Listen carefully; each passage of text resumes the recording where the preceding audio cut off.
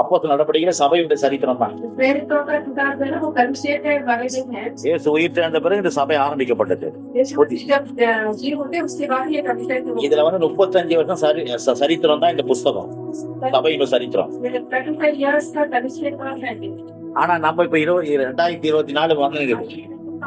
2024 में आ गए हैं। இப்ப நம்மளும் சபையை நடத்தின்னு வரோம். अभी भी हम कलीसिया चला रहे हैं। அப்ப சபையின் சரித்திரம் 2024 வருஷம் ஆயிடுச்சு. हमारा कलीसिया का इतिहास आखिर 2024 years हो गया है।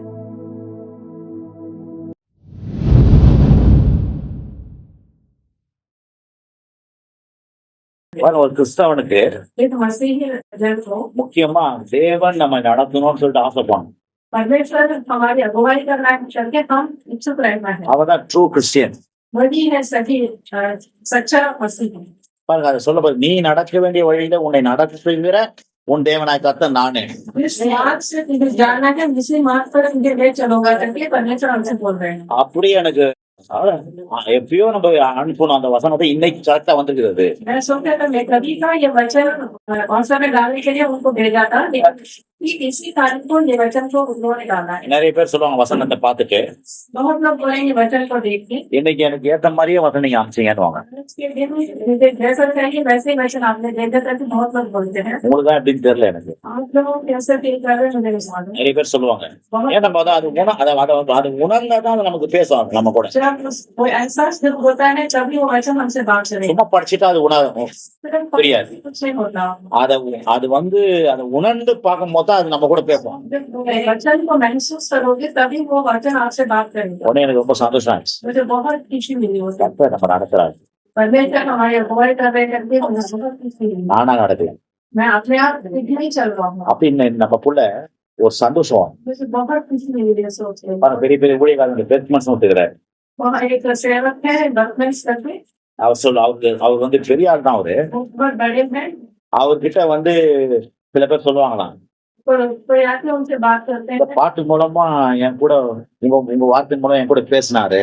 गीत के द्वारा आपने हमसे बात किया करते बोलो। அவர் பெரிய ஊழியக்காரு. वो तो बहुत बड़ा सेवक। ஆனா அவர் சொல்லுவாரு, वो बोलते हैं ஓ என் மூலம் பேசினாரு உங்ககிட்ட, क्या मेरे द्वारा परमेश्वर आपसे बात की? விசப்பா தோத்துறோம் அப்படிதான் ஆட்சி பண்ணுவாரு.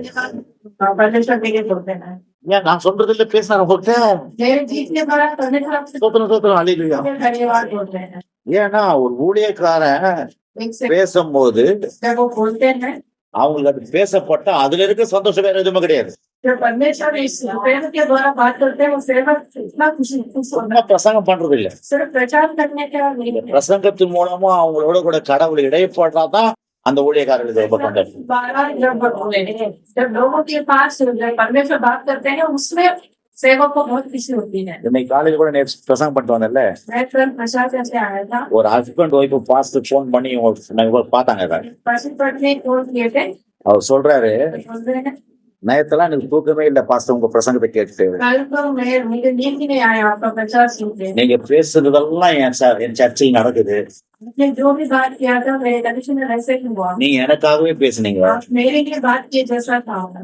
நான் அப்படியே நீங்க என்ன பேசுறீங்க அது என் சர்ச்சையில் நடந்துனுக்குது. जैसे वैसे ही मेरे कनेक्शन में हो रहा है। எனக்கு நைட்டும் தூக்கம் வரல. रात को नींद नहीं आया। உடனே அவங்க மனைவியை கூப்பிட்டு அவங்களையும் பேச அவங்க வரல. அதுல बाकी वहां नहीं आई थी। அடுத்து எங்க சர்ச்சைக்கு எப்போ வரீங்கன்னு சொல்லிட்டு டேட் கட்டிருந்தாரு. बाकी वो पूछ रहे थे अगले एक बार कब आओगे हमारे घर से। எனக்கு இத நிறைய பேர் நைட்லாம் பேசினாங்க. बहुत लोग ऐसे बात किए। நீங்க இந்த காரியத்தை கேட்ட உடனே जब वो उन लोगों की बात जब मैंने सुना, இதுக்குதான் நாங்க ஓடி போய் செலவு பண்றோம். 8,500 ரூபாய் எவ்வளவு போன போகுது போ. 8,500 मैंने खर्च किया था। ஒரு ஆத்மா விடுவிக்கப்படுதே, उसमें एक आत्मा तो कोई भी आत्मा व्यर्थ नहीं जाना। அதுக்கு எவ்வளவு வேணா பணம் கொடுக்கலாம். उसके लिए कितना भी खर्च करने से कोई कमी है। ஏன்னா அவர் உயிரி ரத்தத்தையே கொடுத்து உங்களை வாங்கி இருக்கிறாரு. परमेश्वर ने लाखों बहाकर हमें खरीदा है। சபைனா என்ன? सभा मतलब क्या है? அவருடைய உயிர் நீங்களாம். हम तो उनकी जीवन है, परमेश्वर की जीवन। உங்க உயிர் கிடையாது, ये तो हमारा जीवन नहीं है। நம்ம உயிர் செத்துட்டு நம்ம ஏற்கனவே பாவத்துல पाप में मर गए हैं। கடவுள் அவருக்கு ஜீவனை கொடுத்து மறு உயிர் கொடுத்துக்கிறார் உங்களுக்கு எனக்கும். जीवन देके हमें फिर से हमें जिलाया। சபை என்பது அவருடைய உயிர். कलीसिया क्या है? वो उनका जीवन है, परमेश्वर का जीवन। சபை என்பது அவருடைய அவயங்கள். कलीसिया जो है उनका अंग है। நீங்க காலா இருக்கிறீங்களா கையா இருக்குன்னு தெரியல, ஆனா தலை அவரு, वो तो सर है, ஆனா நீங்க எல்லாம் அவயங்கள், लेकिन हम लोग उनके பாடி ஆஃப் கிரைஸ்ட். हम लोग उनके शरीर के अंश हैं। அப்போ இதெல்லாம் யோசிக்கணும் நீங்க. ऐसा सोचना है आप, நான் கடவுளுடைய சரீரம் நான். मैं परमेश्वर का अंश बोल के सोचना है आप। அப்ப சபைன்றது இவ்வளவு பெரிய காரியம் நிறைய இருக்குது. சபைனா परमेश्वर बहुत ही महत्वपूर्ण है। சபை என்று அவருடைய மனவாட்டி, परमेश्वर द्वारा उनका दुल्हन के रूप में है। அவர் மனவாளன், நீங்க நானும் மனவாட்டியா இருக்கோம். परमेश्वर दुल्हा है और परमेश्वर के हम लोग उनके दुल्हन के रूप में है। அப்போ இந்த சபைன்றது சாதாரண விஷயம் கிடையாது. परमेश्वर जो है वो साधारण विषय नहीं। நம்ம இந்த சபை ஆரம்பிக்கும் போது परमेश्वर जब हमने शुरू किया, திறப்பு விழாக்கு जिसके उद्घाटन ஒரு வசனம் சொல்லிட்டு போனாங்க. அதை மட்டும் சொல்லிட்டு நம்ம திருவிழந்துக்கு போவோம்.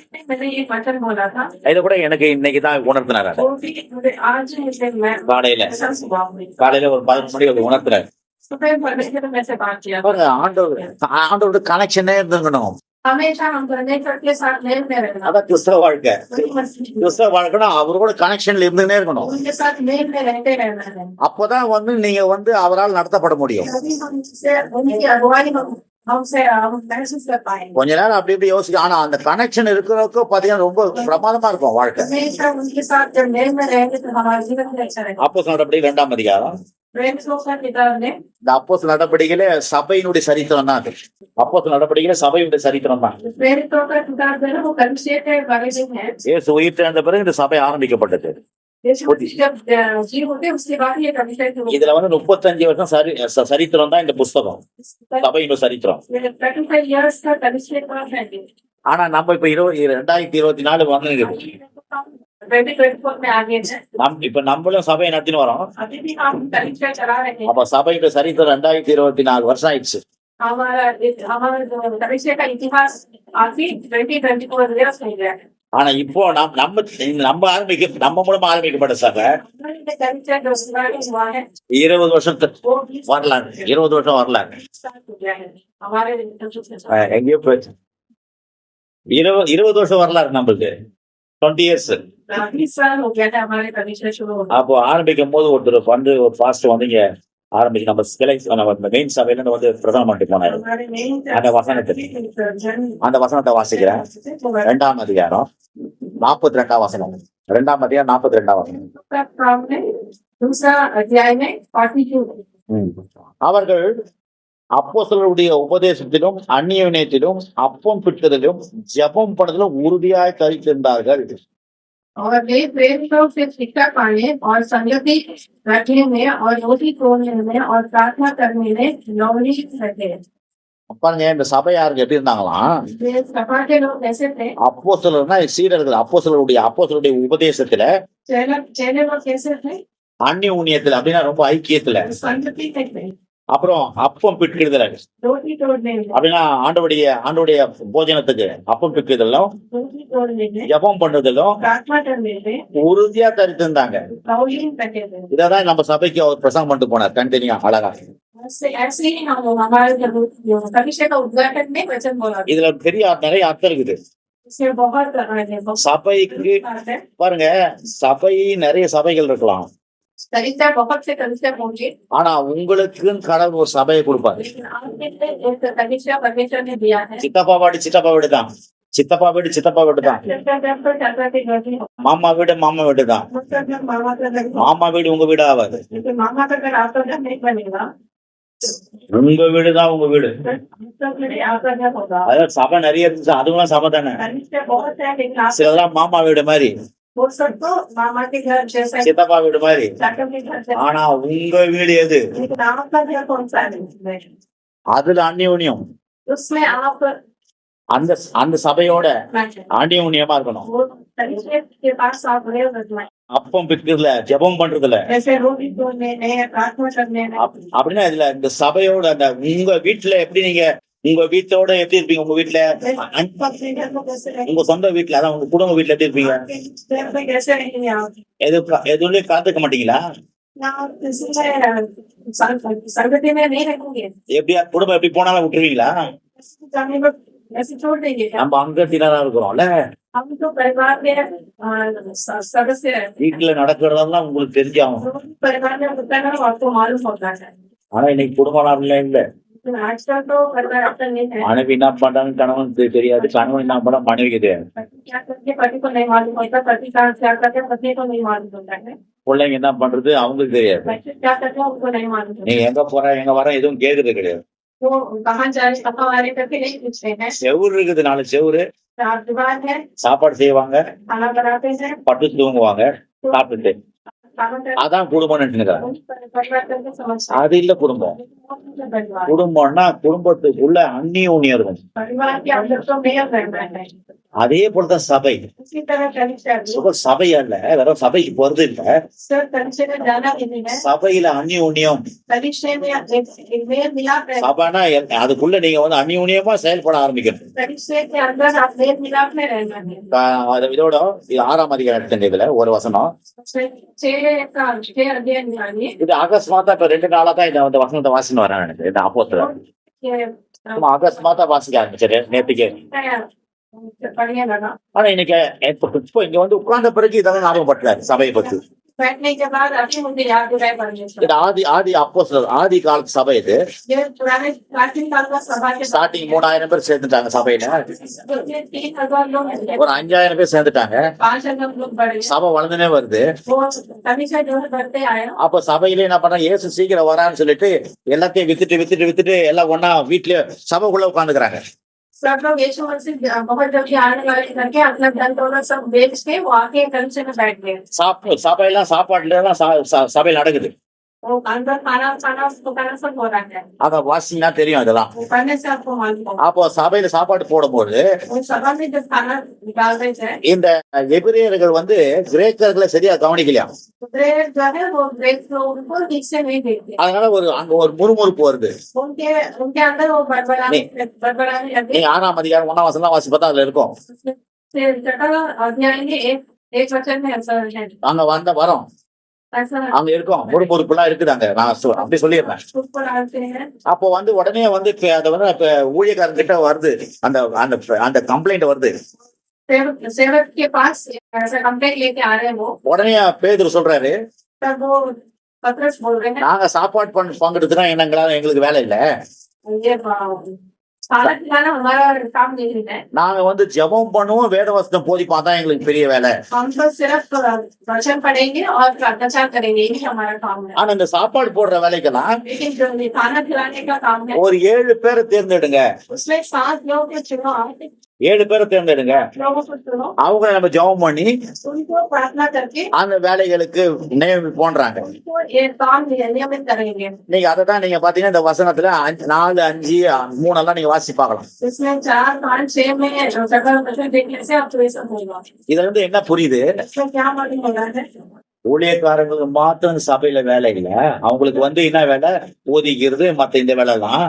सिर्फ सेवक को ही कलिसिया में काम नहीं है, ஆனா சபைக்குள்ள இருக்கிறவங்களுக்கு लेकिन सभा में जो भी है, जितने भी हैं, இந்த சபைக்கான காரியங்களுக்கெல்லாம் பங்குதாரா செயல்பட வேண்டும். कलिसिया में जो भी काम है सब लोग भागीदार हैं इसमें। அதான் குடும்பத்துல நீங்க இருக்கிறீங்கன்னு அர்த்தம்.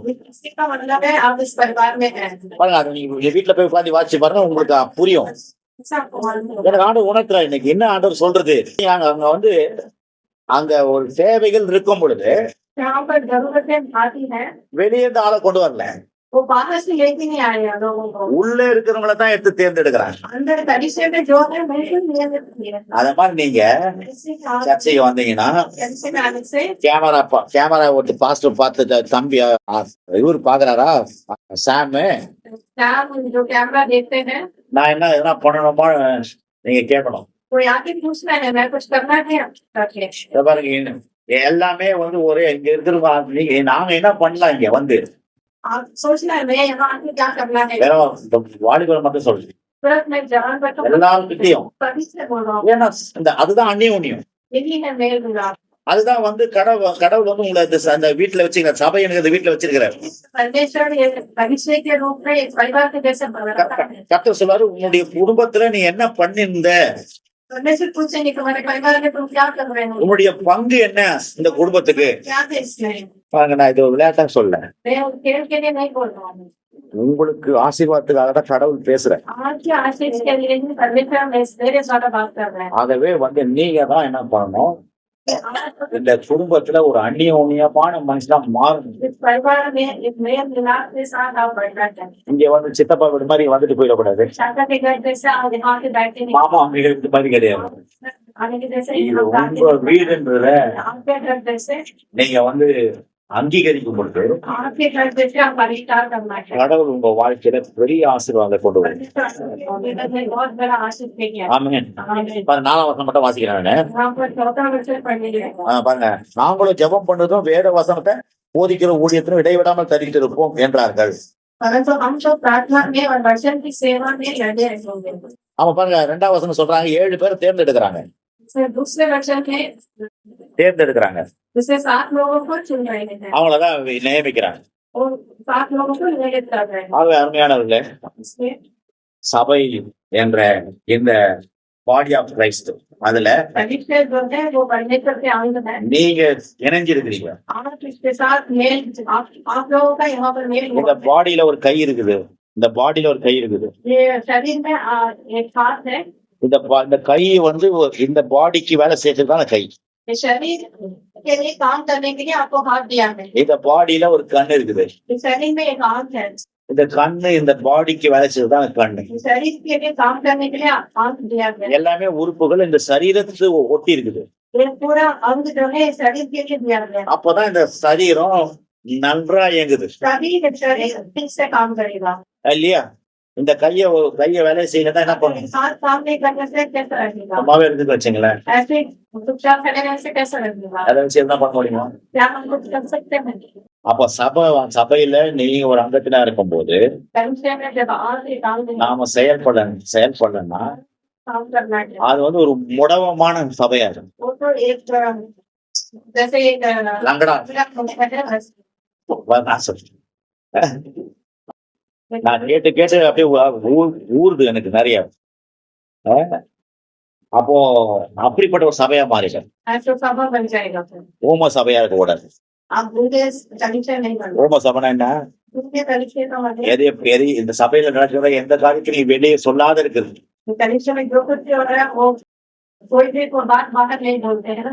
அது ஒரு ஊம சபையா இருக்கு. वो एक दुर्गा सभा बन जाता है। ஆகவே சபை என்பது इसमें सभा जो அந்நியோன்யத்தோட वहाँ पर मेल मिलाप रहना है। இந்த சபைக்கு இந்த ஊழியத்துக்குள்ள எனக்கு ஒரு பெரிய பங்கு இருக்குதுன்ற எண்ணம் நமக்கு வரணும்.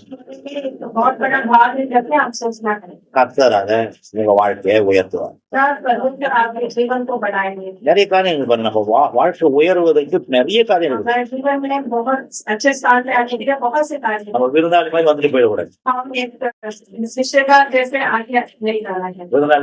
விருந்தாளி எப்படி வருவாங்க? அவங்க பேரை சொல்லுவாங்க, விருந்தாளிங்க. அவங்க वो बोलते हैं ना குடும்பத்தர் கிடையாது.